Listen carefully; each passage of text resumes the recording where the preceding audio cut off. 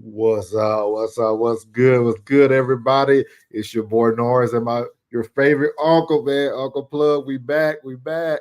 Hey, Doing, boss. How you doing, man? man, I'm feeling great, man. Feeling good, man. I'm excited, man. It's good to come out tomorrow. Yeah, yeah, for Yeah. sure. You know what I gotta ask you about? This ain't actually on the agenda, but I gotta ask you this because Oh, we're down Texas natives. uh-huh. What do you feel about the Dallas Mavericks getting the first pick of the NBA draft?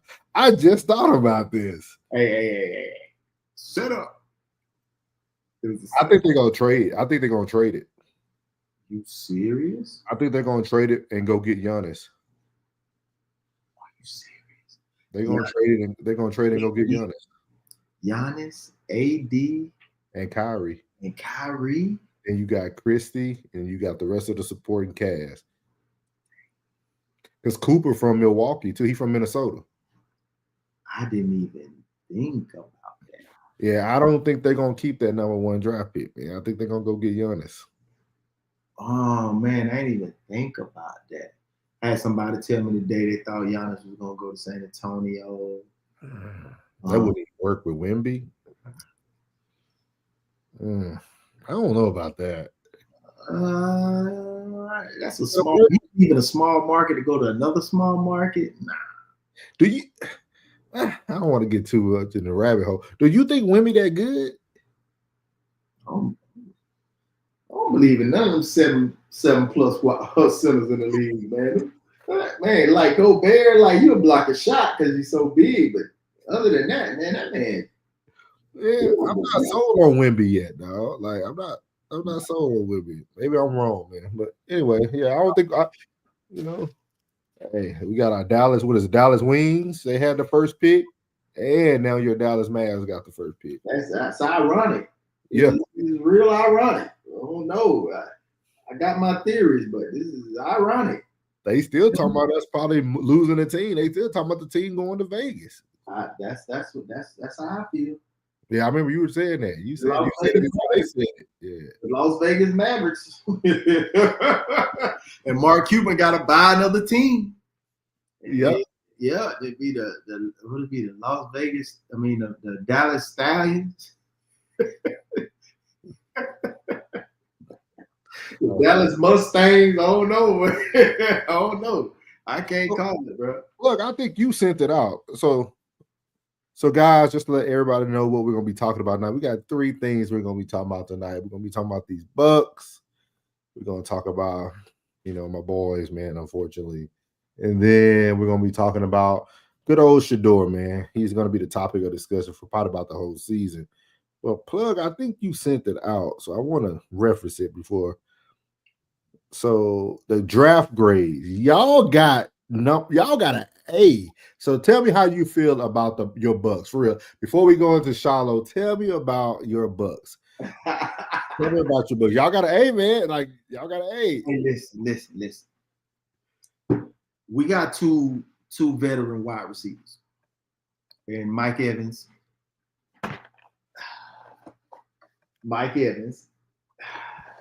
and Chris Godwin. Chris Godwin has had two season-ending injuries over the last six seasons, and we had to bring in some young blood. Last year, we brought in Jalen McMillan from out of Washington, University of Washington, to hopefully replace my boy Mike Evans, and now we bring in that boy Egbuka out of the Ohio State, to come in and, replace Chris Godwin, and give us some more help on the offensive end and sustain the time that, these veteran wide receivers, I'm not going to call them old, never going to call them old. Yeah. These veteran wide receivers who are on their last, the last leg of their career. And bringing in Tez Johnson, bringing in Will Shepherd, which I think he sustained an injury sometime this week, and Egbuka. We have a very strong wide receiving core along with Cade Otton and Durham. We also have our two, dynamic duo with Rashad White, our scat back, and our small, compact power back, speed back, everything back. You all around utility back and Bucket Irvin. Our defense, what I was hopeful to get on defense was some secondary help. I really need some secondary help, and we got that with Benjamin Moore from Notre Dame, who made it to the national championship this year, and also we got some help in our boy Shiloh Sanders. Yes, we did. Yes, we did. I really want to see how he fits in, but we like to hit and we like to blitz. So if that's who he is, which he's shown at Colorado, he's gonna fit in quite well with the squad. And we gotta. I think when you get a high grade is when you go after not just that position, but you go after the right person for that position. Yeah, facts.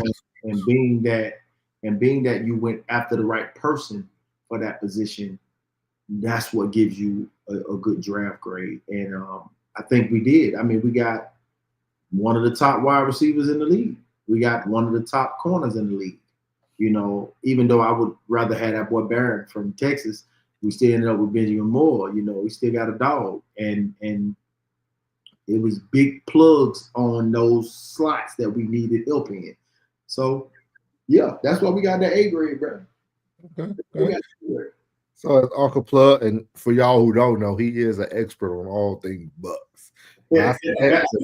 He know people that y'all. A lot of us just know who start in the game, who might be second string, but he knows all of the players. So it's a difference. So we're gonna be calling everybody out this sports season. If you say it's your team, you better know everything about your team. So as he said, the Bucs did get an A grade on the draft. And like he said, they just didn't go get positions they needed. They got the right fit. And I think this is very important. We're going to hear a little bit of Shiloh Sanders. And I think Shedeur can take some tips from his older brother when it comes to take interviews and what he's doing. And being personable. Yes. Not making it about you. Make it about being happy to be a part of a team that is a part of the NFL. Protect the shield. Yes. So let's see what Shiloh had to say. He did everything Plug just said. So let's see. How was everything going for you, just adjusting and get down here to Tampa? Saw on your YouTube you're moving down and everything. Pretty excited.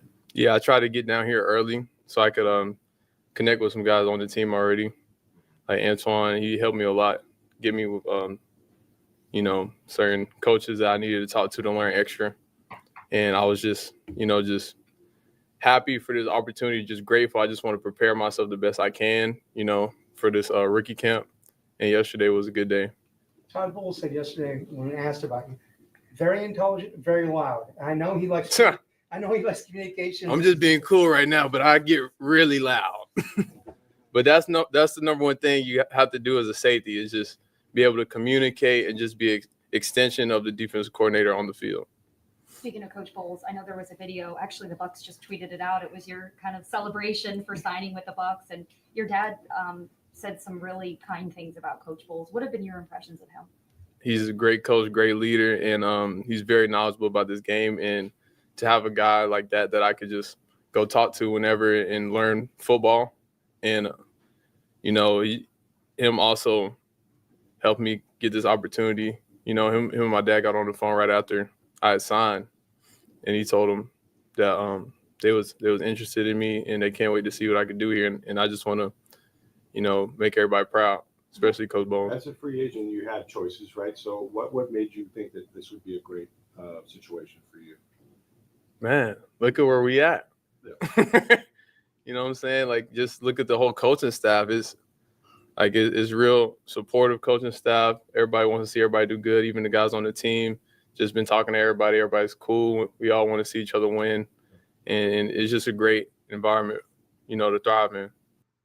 So as y'all can see there, we're not gonna play the whole 9 minutes, but this young man interviewed amazing. Like when I mean amazing, I'm talking about and hey, plug let you know, I am a true Sanders family fan, but I wasn't a big fan of Shiloh.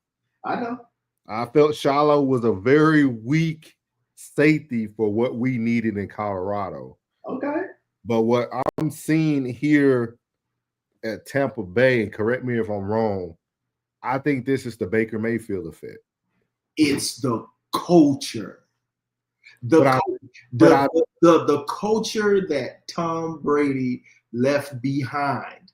The culture. I don't think Tom did that. The culture that that Bruce Arians has cultivated around our organization. When he first came in, I was like, boy, we got the best coach.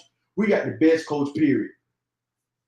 You know what I'm saying? Like, I couldn't have got a better coach unless I got a Mike Tomlin. A highly respected coach. Highly respected. And Bruce was right there with him. So I got the same type of get in your face.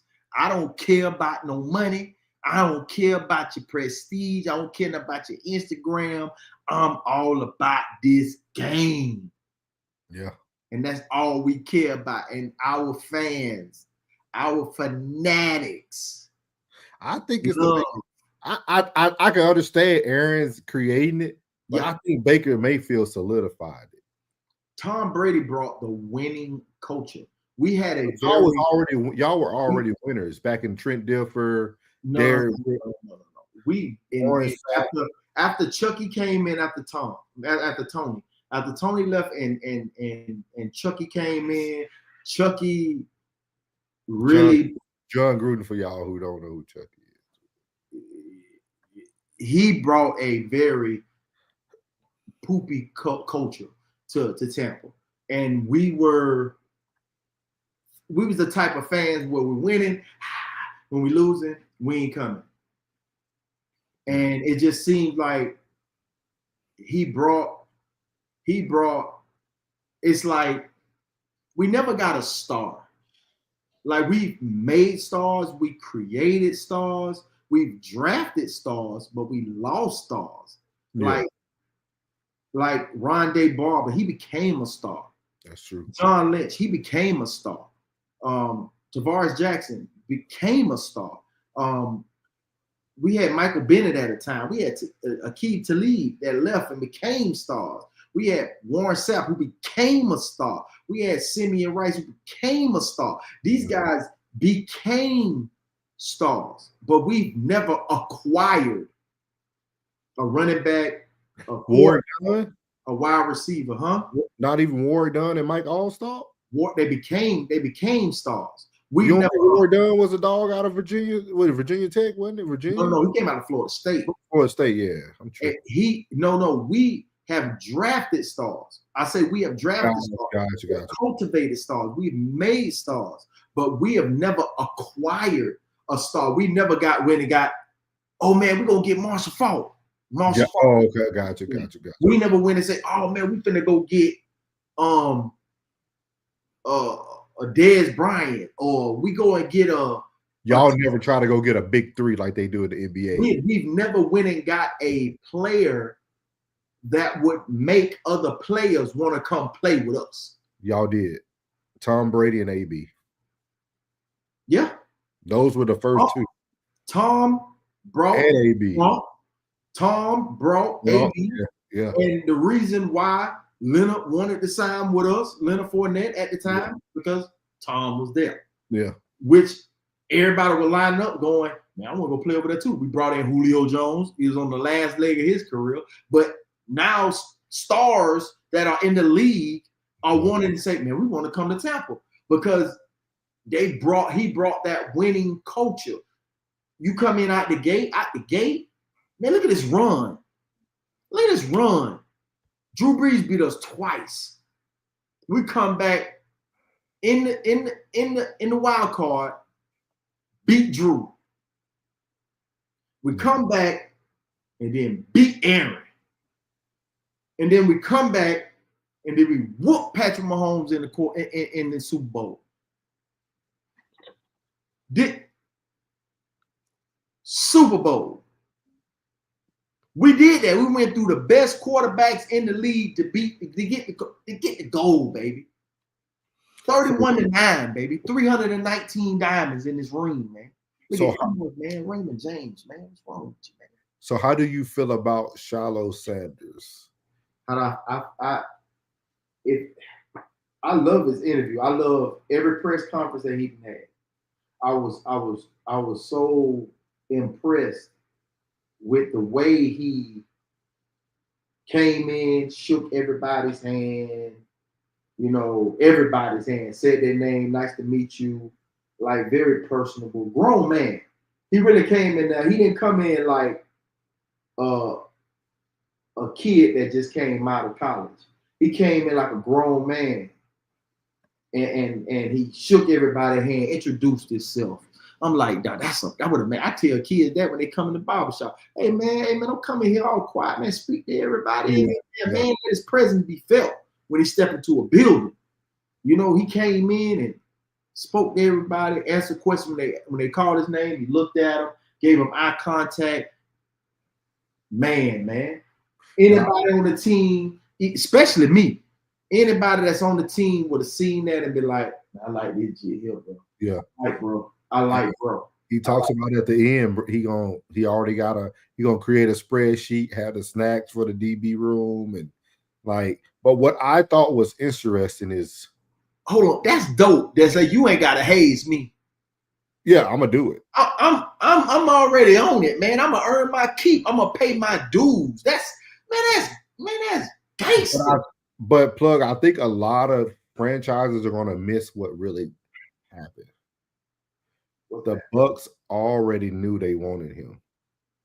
And the reason why I say that is it's very rare. I know everybody can be like, he was Sanders, but it's very rare that a young man can move to a new city within like 48, 72 hours, already meeting up with other D-backs, already making relationships with other players, already staying afterwards with the coach, with a true coach, not just a rookie camp coach. He's with the D-back coach, Rashad or something like that. Like, I don't think people understand that, like, Bowles had this plan. Yeah. Like, this was already like, hey, if he left over, we taking him. Taking him. And he signed a contract. He signed a contract. Bro, I promise you, man. Do you notice that most players, it's rare that you find a player that want to leave. Now, when we was in our losing days, I understood why players want to leave. Like, man, we ain't winning no games. I want to get out of here. I understand. But now, when you come to Tampa, when I say the city embrace you, bro. Yeah. Bro. Embrace you.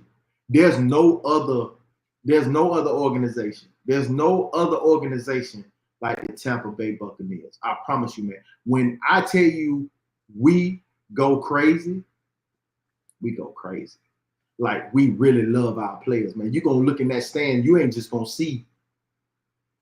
You're going to see a lot of numbers because everybody got their favorite. You're going to see a lot of numbers. You're going to see Mike. Mike going to be everywhere.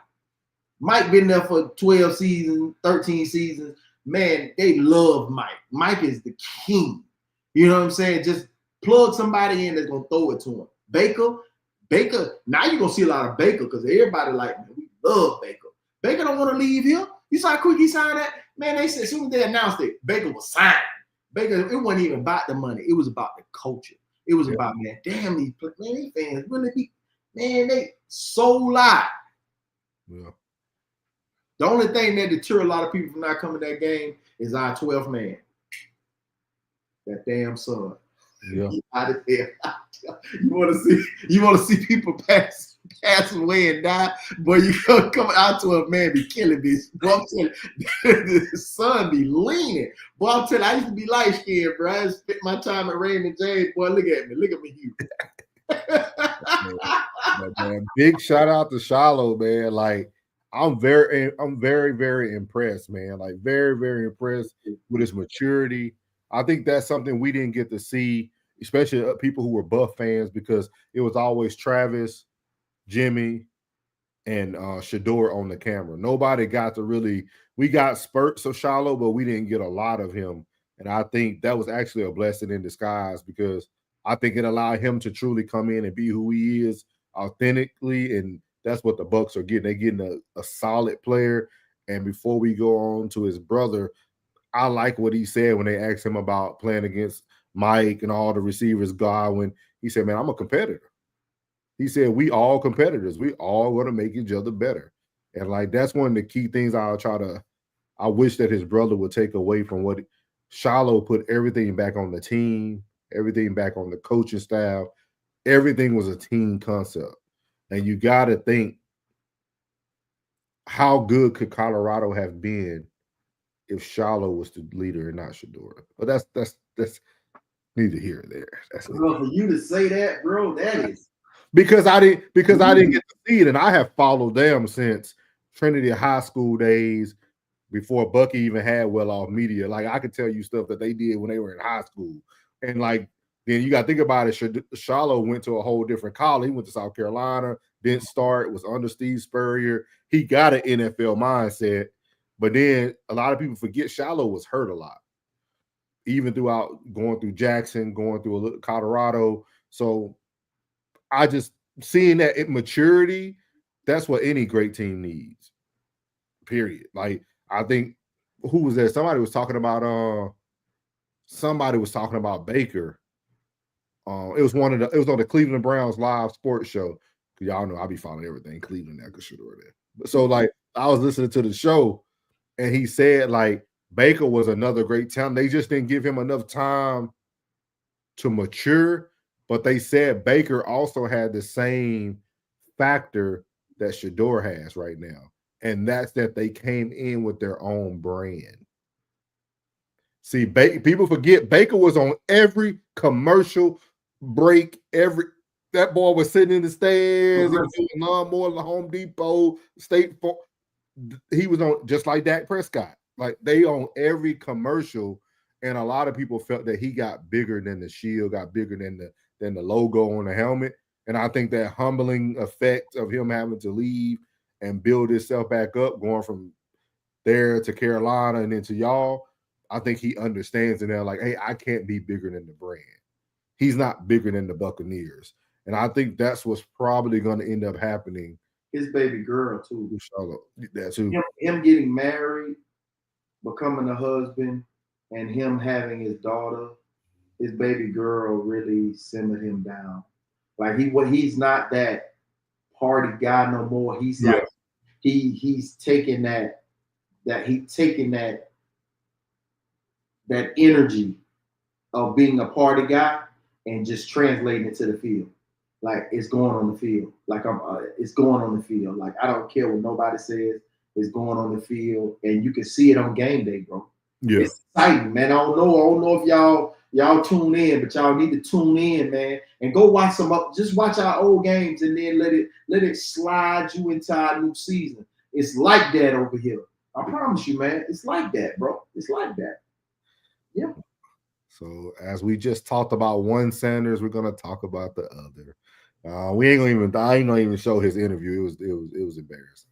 Oh, this was today, wasn't it? Yeah, this is what they've been talking about is like, hey, Cleveland needs to make a decision, and it needs to happen fast, because y'all all know it's only so many snaps for a quarterback. So I want you guys to be able to hear their take on it, and I want to hear your opinion, Plug, on what you think is going to be the best option for Shedeur. I got a different thought about what Shedeur should do, but I don't think it's going to happen. Another team that's got to figure out their quarterback situation, Cleveland Browns. Obviously, got Joe Flacco there.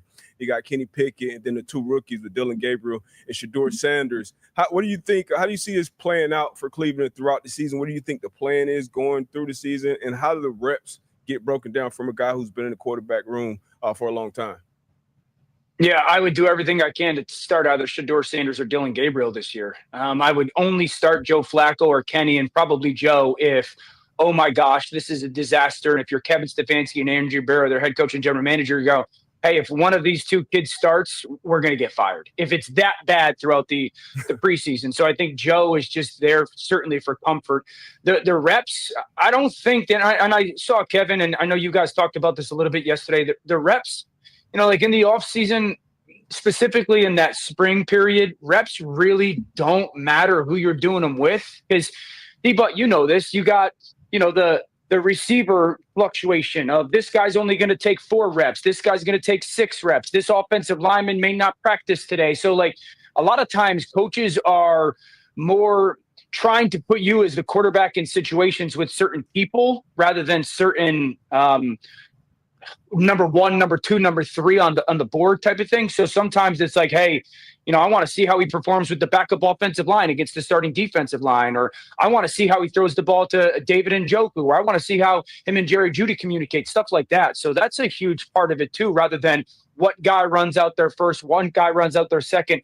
I want to see him go against the starting secondary, and so there's a lot of that goes on with the quarterback kind of moving chairs or musical chairs and the reps distribution. But if I was Cleveland, and because of the trade and knowing what 26 looks like for them, at least as we sit here today with the draft, there's not a ton of benefit for me starting Joe Flacco because it doesn't answer anything with the potential of next year's class and them figuring out long-term, at least, what's the situation. So I would start one of those 2 rookies. How do you feel from Dylan Gabriel's standpoint? Do you like where Dylan Gabriel is?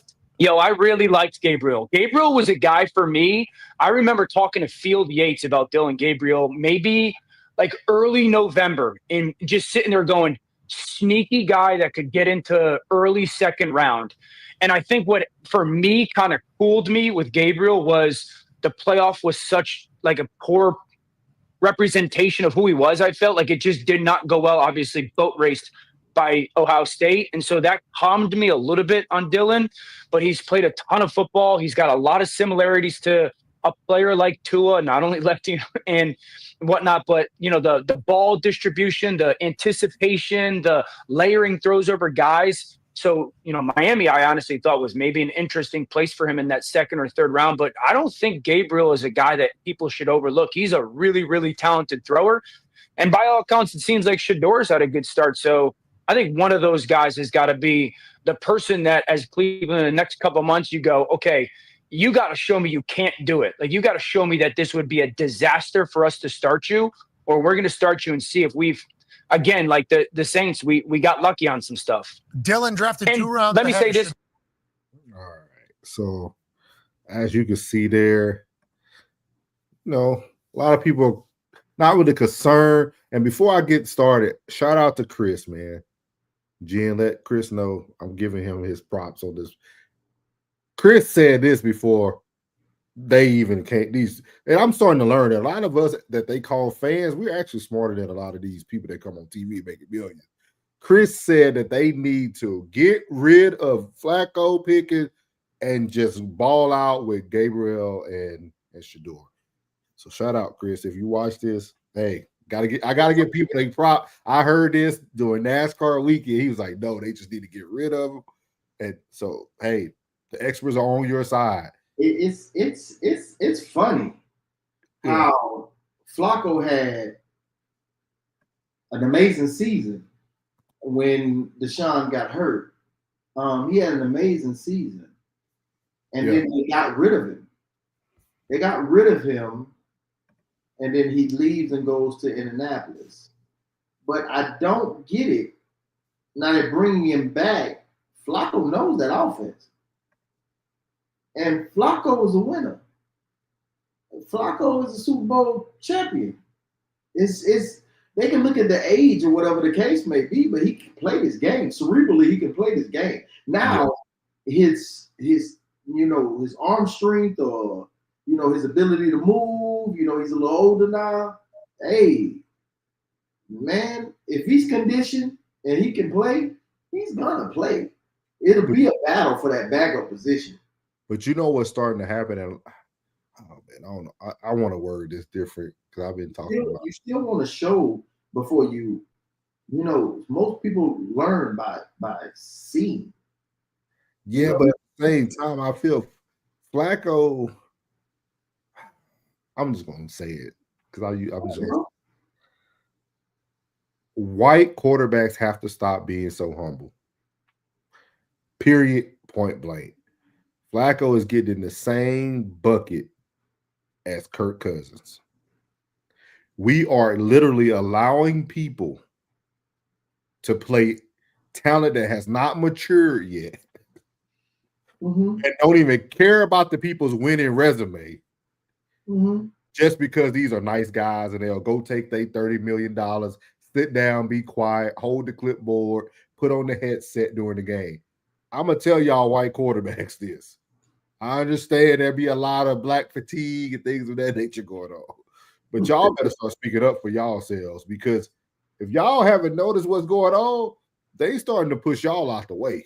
Because like my boy just said, like Plug just said, there's no way. I even said this. To me, Flacco should start. They want that's just common sense in my opinion. And that's my opinion. I feel you get rid of Pickett, you get rid of that other guy. I don't even know who the other guy is. And then no, you get rid of Pickett, then it'll leave you with Deshaun Watson. 5. So we don't even count him, y'all. He ain't even. So you get rid of Pickett, and pretty much Deshaun gonna be on the bench anyway because he hurt. It's no way that I would not start Flacco. After signing Myles Garrett, that huge deal. You want to win. You're trying to win at this point, but I will be very transparent with Flacco. You just don't roll these young men who played in the Big 12 out there like that, because your division won't allow you to do so. You got to get a buffer. Yeah. Like Flacco has to be the buffer. You know what I'm saying? Like, there's nothing wrong with having these two rookie quarterbacks sitting behind Flacco, because let him buffer. Yeah. You know what I mean? Because you got to see Cincinnati. You got to see Pittsburgh. You got to see Baltimore. You got to see these guys. Yeah. And that Baltimore defense ain't, and that Pittsburgh defense ain't, man, that Cincinnati defense ain't, man, they ain't like. I would tell, like, I'm going to give you the first 9 games of the season, bro. Depending on our record, if we'll you say 10, 6? Yeah. What is it, 18 game season, ain't it? Yes, it's 18 weeks. I'll give them half. I'll give them 9. And if we're above 500, 6. But we're not trying to win the conference no more. Like, I don't care about playoffs no more after I give you these 9. Like, I'm gonna give you 9. If we ain't 5-4, 6-3, if we ain't got no chance of wild card, the next 9 games, man, I'm a first half Shedeur, first, second half, like, I'll just chalk it up and see what can happen at that point. I think that's fair, busting it up like that. But I don't think, like, even with Michael Penix, they went too long before they started Michael Penix Jr. Michael Penix not ready, dog. Huh? Michael Penix ain't gonna do good. I'm telling y'all that right here on the show. Yeah. I'm sorry, homie. That's the only one. But I'm telling you, that's the only one that's striking fear in my division. Nah, don't worry. You'll see opening week. You'll get very calm and you'll be like, okay, we finna go. Like, Penix is not. What? Penix is not it, dog. I know what Atlanta's trying to do, and that's what bothers me. Like, y'all don't see the play. Atlanta's trying to get another Michael Vick, bro. They want a mobile black quarterback who can slang it left. Like, Penix ain't it, dog. Penix is injury prone. Penix is going to be another AD. People forget when you're injury prone, you're injury prone. That season was to let him get his feel. That boy got his feel. That boy gonna take off. I'm watching him, bro. Only reason he will have a good season is because he's going to be in that Jaden Daniels boat where nobody has enough film on you to defend you early in the season. That's the only thing that's going to put him over the top. Outside of that, man, to me, Atlanta doesn't really look that strong, in my opinion. I feel like you got to have a quarterback. Like, I think Kirk Cousins played better than most people want to give him credit for, dog. He did play well. Like, But and he has a shoulder injury. And he can't get that ball down the field. And when you're playing against a team like mine, you gotta be able to sling that thing. He beat us twice. Yeah. He beat us twice. He'll gunslinger, man. Yeah, but he's not. Michael Penix is the truth, bro.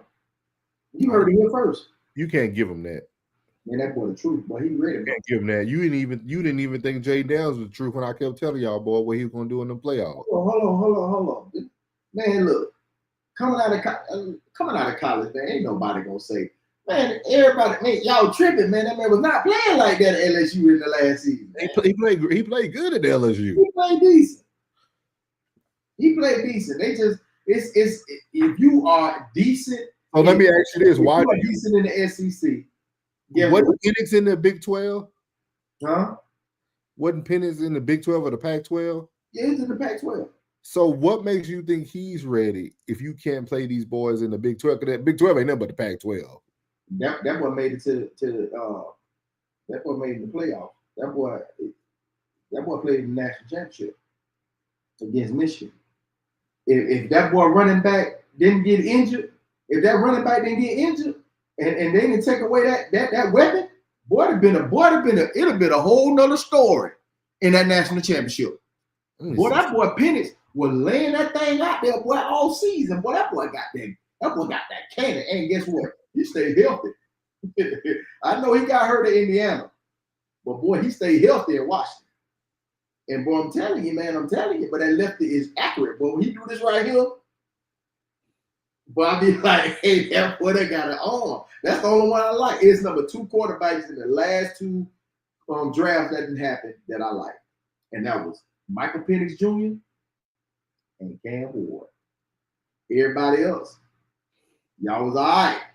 I'm being real. I watched y'all. I watched Jay all year. LSU come on, SEC. I'm watching. He's all right. Like Shedeur. He was all right. Man, Michael Penix was in college from 2018 to 2023, dog. 5 years in college. A lot of these boys been, hey, you might as well get used to that. Ain't gonna be no 1, 2, 3 out of them. No, ain't gonna be no more of that. Them boys need time to develop. That's why see the NIL situation is bigger to me than that. You giving these guys opportunity to stay in college, and allow the old regime to phase out of the NFL before they come in, and they ready, man, so they can get an opportunity to see different defenses. Because to me, a lot of these defensive coordinators in college are just a step up under these. Most of these dudes that's defensive coordinators in college was defensive coordinators in the NFL. They done went back. And I told you, they need to learn how to coach. They need to learn how to develop. So you got a developed player who's been playing the game under, how can I say it? Under heavy defense pressure, and understand, and then you see them grow and get better year by year, make the playoffs, and most of them make it to the national championship, to where they played high competition to be ready for the NFL. So you can see a ready player. Like, you know what I mean? You want to see a guy, you don't want to see a guy who's a star get to the league and say, oh, you thought he was a star at the college level, then get to the league and flop. So this was Penix stats after the 5 games he played this season, right? Mm-hmm. He started off with a victory over the Giants. Anybody would have got that. Me and you could have started at quarterback and got that win. Mm-hmm. Then over 5 games in his rookie season, he completed 61 passes for 775 yards, 3 touchdowns, and 3 interceptions. Mm-hmm. At the rate he's playing right there, he's going to be another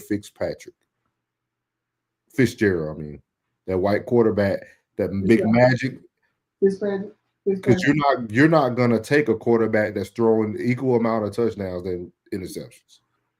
So I wouldn't give him the truth. I know that's a small snapshot of Now, what he did. in the first 6 games of the season, and then had a 300-yard game, a 300, 400-yard game in that 7th game, then he would have had 1,200 yards, and then you'd have been looking the same. No, but we own it. But we only could talk about facts. We about facts here now. I did what you're saying. At that rate, you're getting another Jameis Winston. No, hell no. I'm talking about with those stats. I'm talking about with them stats. Hey, them stats don't show the intangible. Don't show the pump fakes, the rolling outside the pocket and getting rid of the ball because the play didn't unfold. He can be athletic. He's very athletic. I'll give him that. He's very athletic. But them stats, you know that like Mark Lowry said, that shit got a slant. You know what I'm saying, bro? Bro. I'm telling you, bro. No, bro. I dig what you're saying. I dig the stats, man. I'm with you. But bro, that boy that ready, man. I'm telling you, ready, man. You go when the season started, the damn plug, you said it. I'm telling you. I watched him.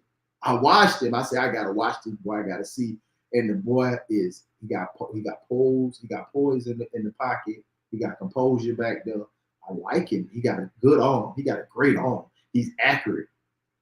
He's accurate, bro. And he's a lefty. He's a lefty too, bro. So he's gonna be thinking outside the box. We'll see. I'm telling you, I like it. I just can't I'm big on words and I can't say he the truth. Like I couldn't give him that. Not almost a 6-year college player, injury prone. Nah. How many injuries did he have, bro? Let's check. I only remember 2. How many injuries? I only remember 2, bro. Yeah, because when you just like everybody else, when you noticed Penix, it was the 2 years you seen him play at Washington.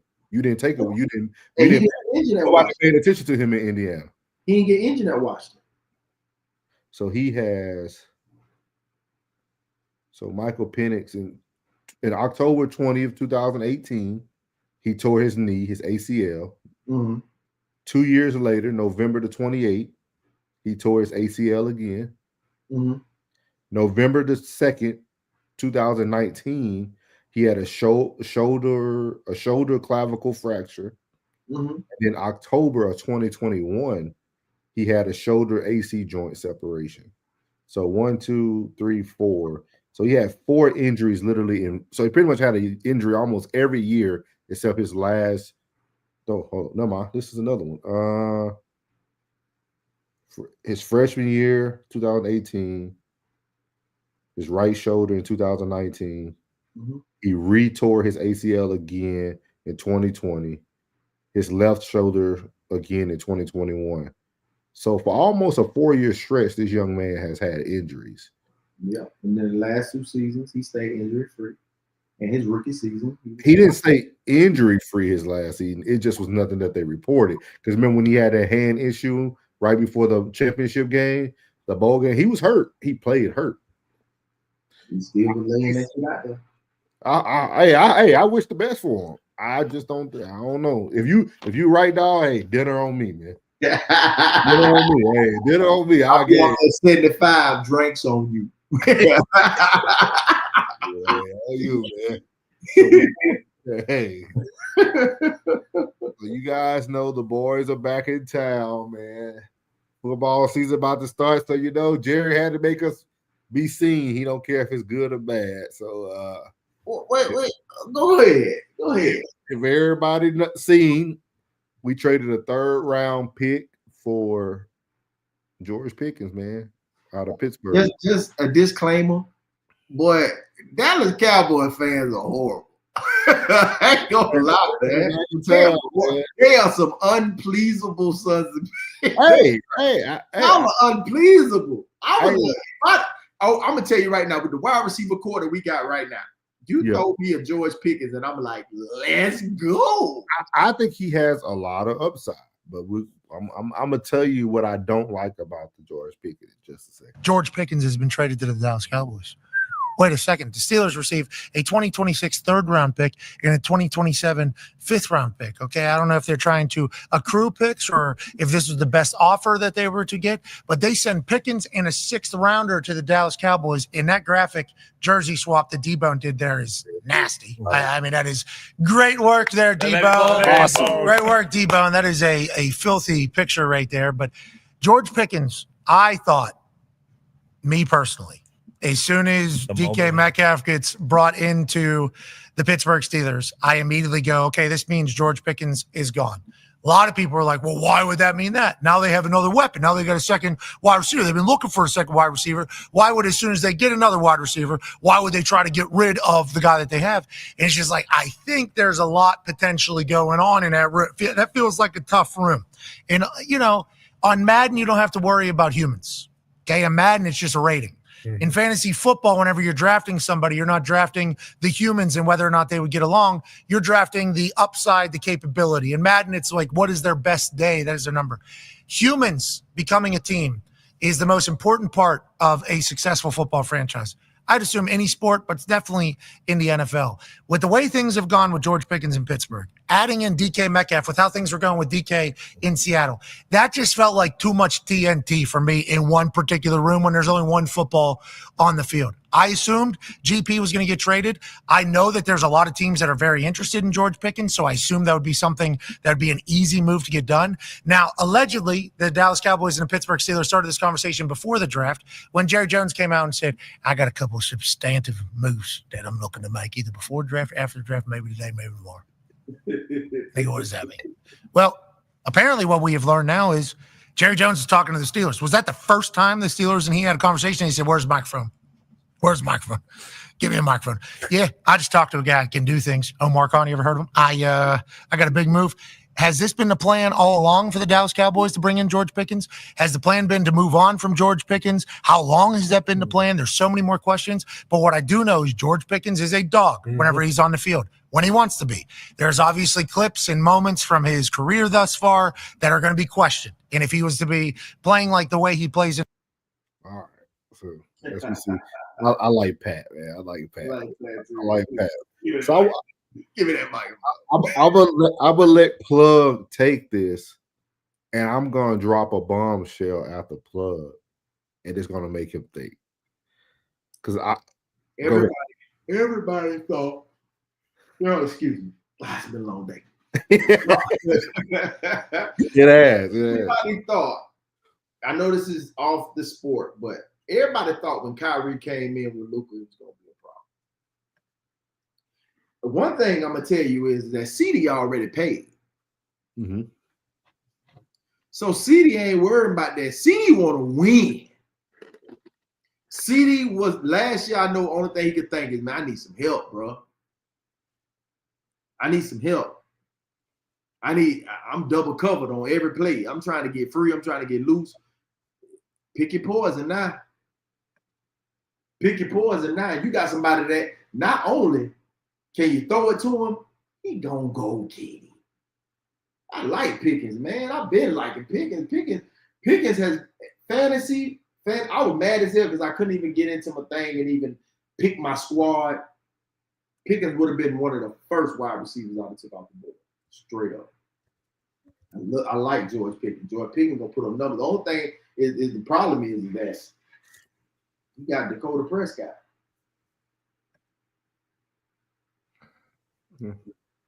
We got people watching, so I want to see if anybody has their opinion out there. But I like. See, I'm all about bringing the truth, man. And I think if it wasn't for people like me, I don't know how the world keep going, man. I'm here to bring truth. What you mean? Everything Plug said, I agree. I don't disagree with anything about George Pickens' talent. Period. I think he's going to be an awesome number 1B, number 2 talent. Hopefully Dak can get him the ball because we ain't got Cooper to do it back up no more. That's sad. With that being said. Sorry, Dakota. With that being said, I don't see how people miss this play. What's that? this is Jerry Jones at his finest. Do y'all not understand what goes on in the state of Texas and what Jerry Jones is doing? Y'all don't like this type of stuff. I know people don't like it. Jerry, man, I'm a Cowboys fan. Oh, yes, you are. Been there since I was born. You know what I mean? Unfortunate. Jerry Jones. Jerry Jones is that white father who always seen that black boy that was talented and wish he can adopt him. Jerry gotta have one. Jerry see people miss the point. I'm serious. Jerry goes and gets troublemakers. Because regardless of what you want to think, George Pickens is a dog on the field. We ain't talking about talent on the field. Straight up. The boy mental ain't good. When Mike Tomlin can't help you, then we've seen how patient Mike Tomlin is. If Mike Tomlin can't help you and he's willing to get rid of you, knowing that losing George could cost us about 3 to 4 wins in the division. Easy. But at the same time, I really feel that this is Jerry Jones. Jerry likes to have people he can control. And people have missed it. Yes, he pays CD, but he don't control CD. See, CD got a good, strong family. Every time somebody says something about CD, you see the first bird came out with his mama. She ain't let nobody say nothing about her son. With that being said, I tell people all the time, Jerry wants somebody that he can hold under his finger. Pickens is another Dez Bryant. He's that black boy that needs that coddling. And if you go to the stadium to this day, you see Dez Bryant still got a box. He's still throwing up everything. Dez can do whatever he wants in Dallas. Yeah. But it's because Jerry Jones has his thumb on him. And people don't like to see that. Same thing with Dak. See, y'all don't look how his tone changed. Jerry used to love Dak. He used to love that. When Dak was coming in and he was about to send Romo out the door, you couldn't say nothing you wanted about that. But now, Jerry don't take up for Dak like he used to. He don't ever seem positive like he used to. He only kept Dak. We talked about this last season. He paid Dak and CD because he got to keep fans coming to that stadium. Damn. I'm going to tell you this right here. Mark my words. Y'all hearing this on May 13th, 2025. Talk about it. Don't let George Pickens have a good season. CD probably got one more year there. Telling you right now. So why Dakota ain't gone? Because he's waiting on Manning. Oh, he want Archie. He's waiting for something. You can watch Jerry and see he's always waiting on something. Everybody thought we were going to take Genty. He might not even get. He'll be. Did y'all take Genty? Huh? Did y'all take Genty? No, I said not to take him. I knew don't take him. We didn't need him. Y'all need somebody. We got the role play. What grade did we get? Let me look at this before we let everybody go. What grade did we get on this thing? B minus. See, I'm glad you sent that. You sent out something that helped all of us. You done helped the world out, plug. We need more people like you. Yeah. When you look at it, well, plus B plus. You know what I mean? Hey, B plus. That's a good draft. Period. Regardless of what people want to think, the critics say a B plus. B plus. I'm telling y'all, George Pickens is going to be the golden boy for Jerry Jones. Say something you want about Pickens next year. Pickens finna get paid. He has to have a good year though. He's in his last rookie year of his. He's in his last season of his rookie contract. Jerry likes to have his hand on people, man, and people don't be believing this stuff because if Pickens pans out, it gets Jerry another year to be Jerry. You see what I mean? People don't. Power needs to make a move. Sometimes it's not all about. Jerry made this pick though. Man, Jerry made this pick. Man. Oh. Nobody wants trouble. Nobody wants troublemaker. We would have kept Lawrence if we wanted that. Can you find what wide receivers were available? Hey, we could have got somebody out the draft, man. It's a million of them in the draft. Young, fresh legs, and still would have been on a rookie contract. Season, man. I don't know. I don't know about y'all Cowboy fans. I can't. No, y'all know. miss. I'm talking about the Cowboy, man. I can't listen to y'all, man. Y'all be crazy, man. Y'all never please, man. It's not about. I could be pleased. I told you. I agree with you. I think he's a great talent. I think he's going to be great on the field. But who gonna get him the ball? Dak will give it to him. He won't have a choice. That's what I'm trying to explain to you. Watch how I'm telling you. I don't think Dak gonna make it out of week 3. I think Joe Milton's gonna be that guy. I think it's gonna be a whole new look for them Dallas Cowboys. I think Joe Milton gonna be late. Man, I think in preseason everybody gonna be like, you might be right. That boy Joe Milton, man, that boy can throw, what? But my thing is, you even just said it, and it kind of contradicts what you said. You said it even about y'all team. Y'all take people of character at Tampa Bay. Tampa Bay could have easily swooped up a George Pickens. Easily. We could have got it. Y'all could have. We could have got it. You ain't got to pay him none. He on his last year of his rookie year. It wasn't no room. Y'all would have made room for his talent. We wouldn't have made room. Godwin gonna be hurt for at least 6 games out of the season. Oh man, Mike Evans, you gotta say. Hey, y'all the line, brother. Y'all the line. Y'all the line. You want to go look up his resume? You gotta go look. I know the two injuries he had. Gotta be honest with yourself. Now hold on now. That's why we got the young bulls coming in. That's why we still got Sterling Shepard. Because we're gonna take the pressure off. I'm trying to tell you what's gonna go down. Pickens should have went out to Vegas somewhere. He should have went to Vegas. Who?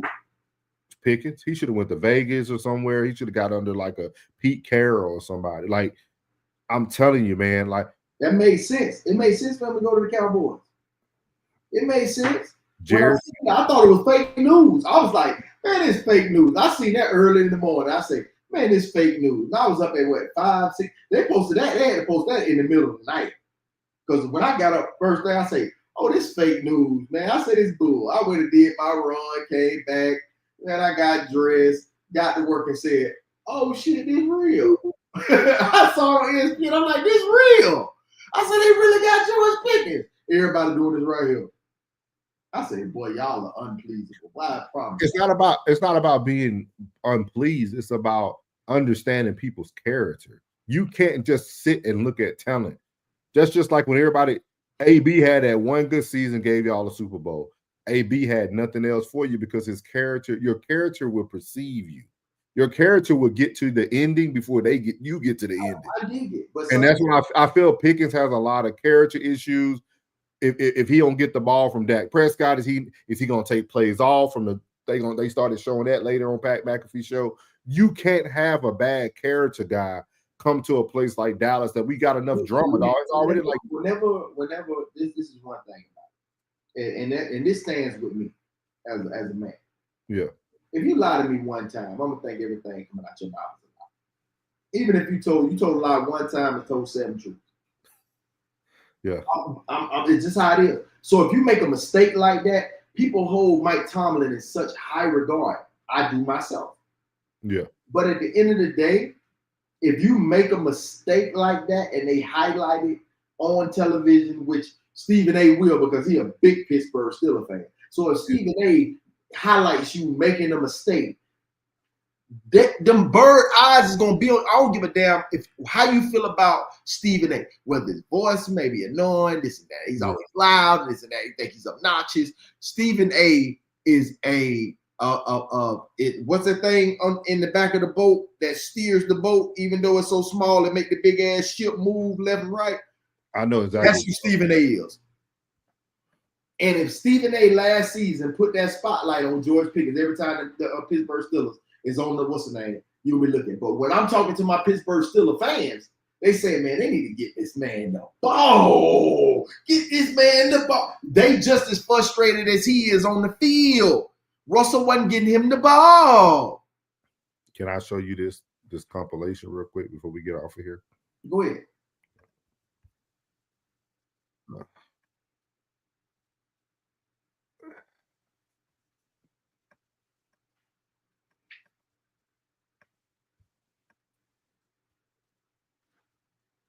This is George Pickens' crash out compilation, guys. All right, so boom. There's no question that George Pickens is an amazing football player, but I question what goes on in this man's brain to why he's the current NFL crash out dummy. When Mans got drafted by the Steelers, I knew something was wrong, because why you got a ski mask on in your house? You in your own crib, you can wear what you want, but this aesthetically doesn't even make sense. You got a white t-shirt with shorts and a motherfucking ski mask.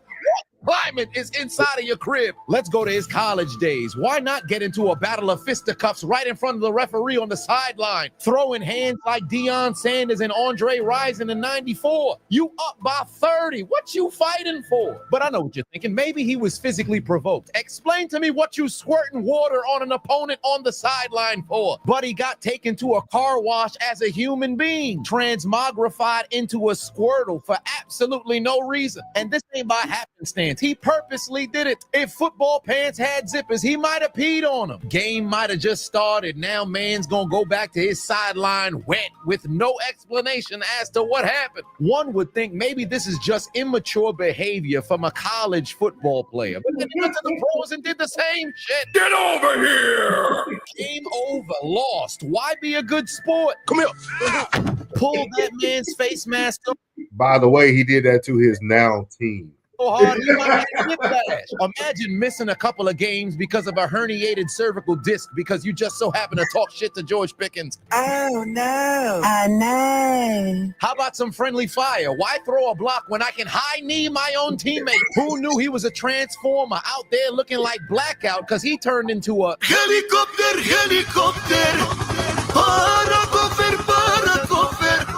Another opportunity to make a block. Nah, I'm Randy Orton. Mans looked backwards, assessed the situation, saw who was the immediate threat, and completely missed them. I understand not wanting to get flagged for a crackback, but just stand there and set a pick. What are you launching yourself out your shoulder pads for? Stupid bitch. How about some action with the football? Ever seen a jumping stiff arm? And now a word from our sponsor. All right, so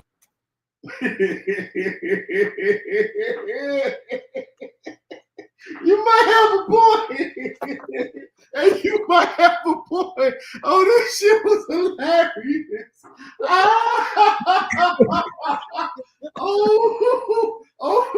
Oh, my stomach hurting. Damn, I gotta take my hat on. Hey, I'm telling y'all think this is a game. The boys are back in town. This is bad. This is bad. This is bad. You talk about the eye in the sky and Stephen A. This is bad, dog. He's been like this since college. I'm gonna have to go back and look at. He might got some high school highlights. Man, look, man, he been crashing out since he been in football, dog. Man, this does not end well for the Cowboys, dog.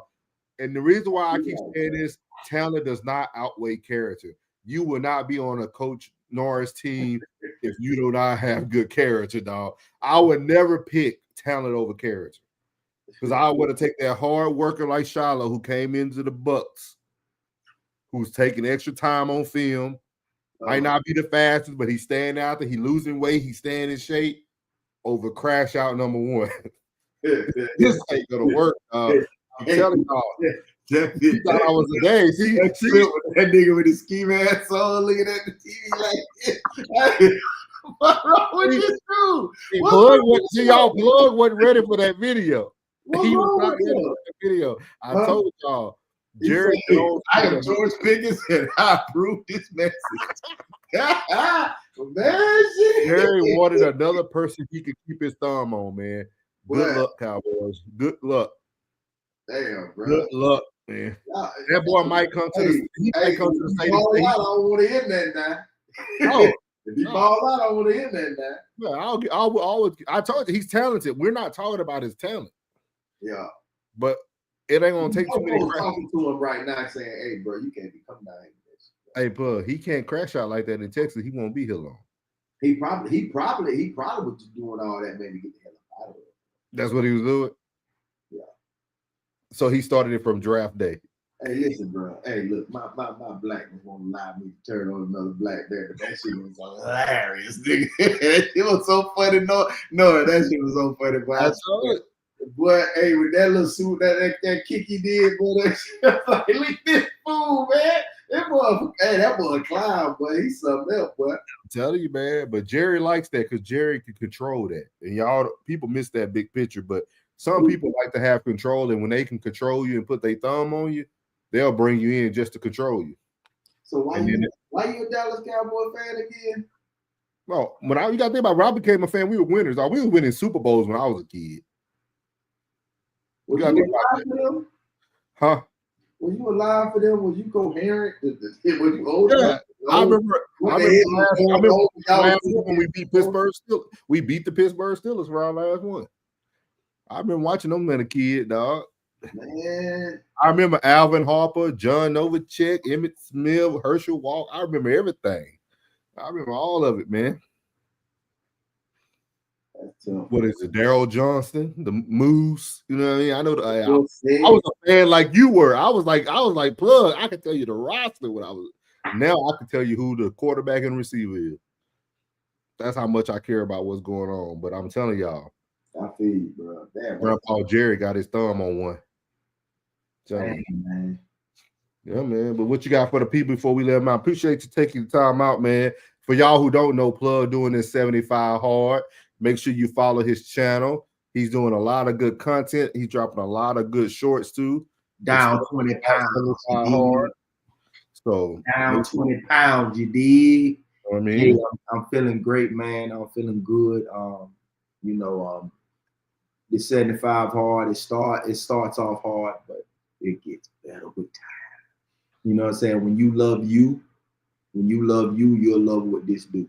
You know what I mean? When you love you, you'll love what this do. And I ain't gonna even lie, man. The people in my neighborhood, I started to see more people getting out there and walking. I'm seeing more people getting out there strutting and got their little workout pass on. They getting back to their New Year's resolutions, you know what I'm saying, in April and May.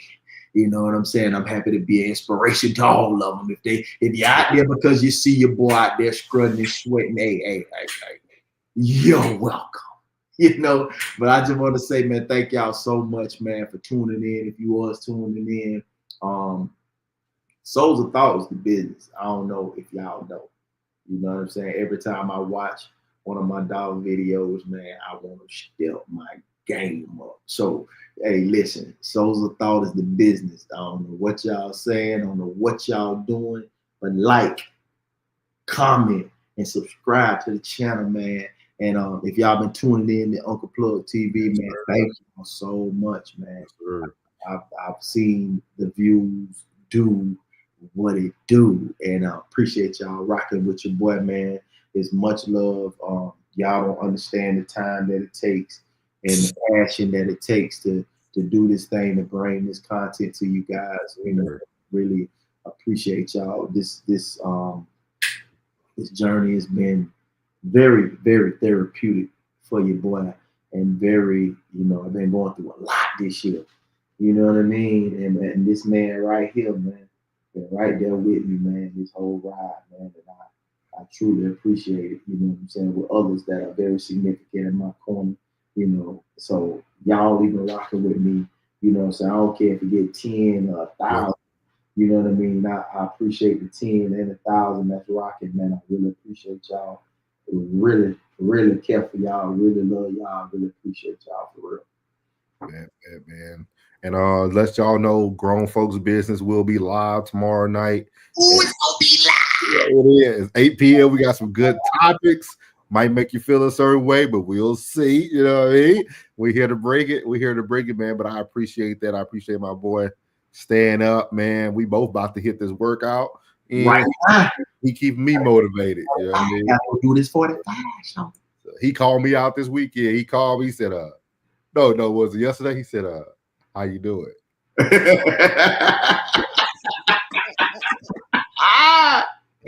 Hey, your friends know you. They know you. Hey, but I'm staying on. I told him, hey, I'm staying consistent. I'm staying in the workout.